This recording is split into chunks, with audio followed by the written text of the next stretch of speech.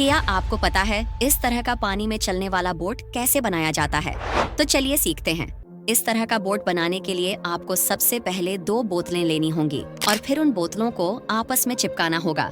इसके बाद बोतलों के दोनों किनारों पर 2 छोटी लकड़ियों को रबर से सेट करना होगा। फिर पीछे की तरफ भी एक रबर लगाना होगा। इसके बाद उस रबर में एक छोटी लकड़ी डालकर उसे घुमाकर पानी में छोड़ देंगे तो हमारा बोट चलने लगेगा।